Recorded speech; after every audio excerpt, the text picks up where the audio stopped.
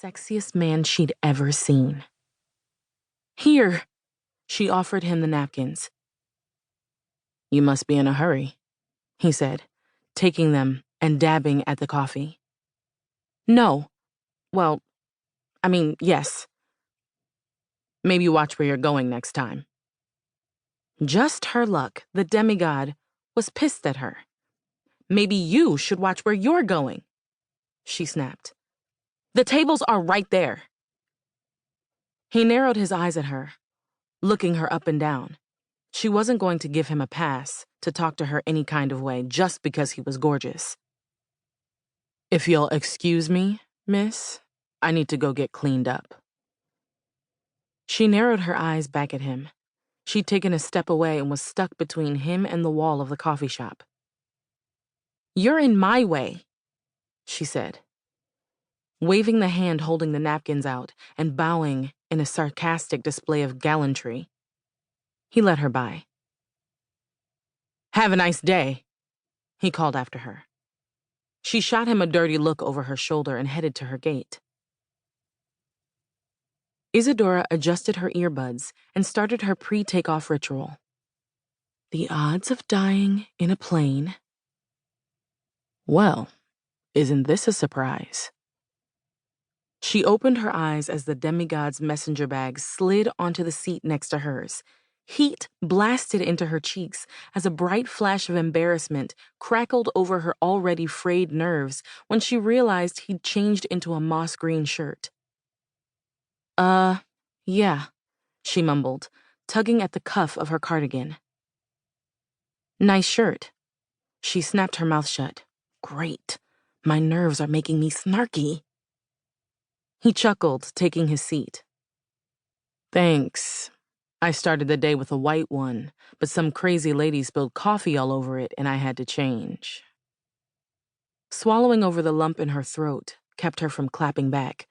Why did he have to be so hot? She smoothed her cardigan sleeve, trying to ground herself again.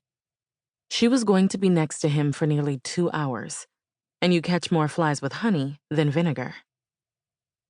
"Maybe it's for the best," she said. He raised an eyebrow. "That color works better for you than plain white." "Does it?"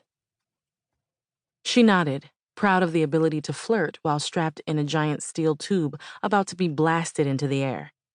The corner of his mouth dipped down, and a hint of red crept up his neck as he leafed through his bag, found a magazine, and tucked it in the seat pouch in front of him.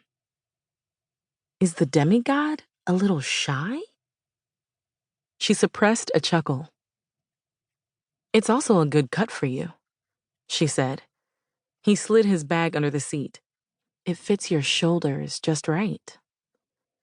Demigod raised both eyebrows and gave her a genuine smile.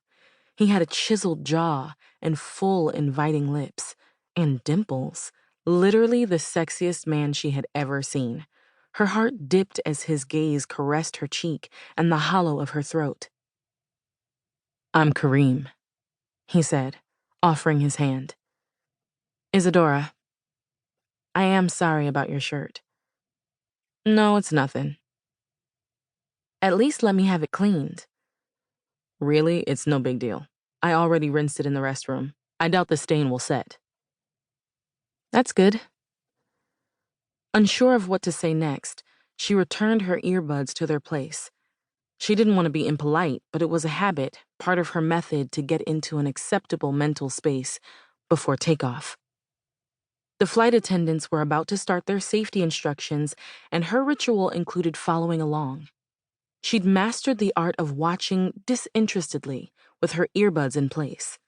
Nobody else knew that her music was off, and she was actually hanging on to every word, willing her heart to stop pounding. But now it was going a little fast for a different reason. Her pre-flight ritual did not include basking in Kareem's cologne. Or what was that smell underneath? Him? Deep, calming breaths let her conceal her investigation. "Oh, God, he smells amazing." Deep and woodsy, and something brushed her cheek. She opened the eyes she didn't know she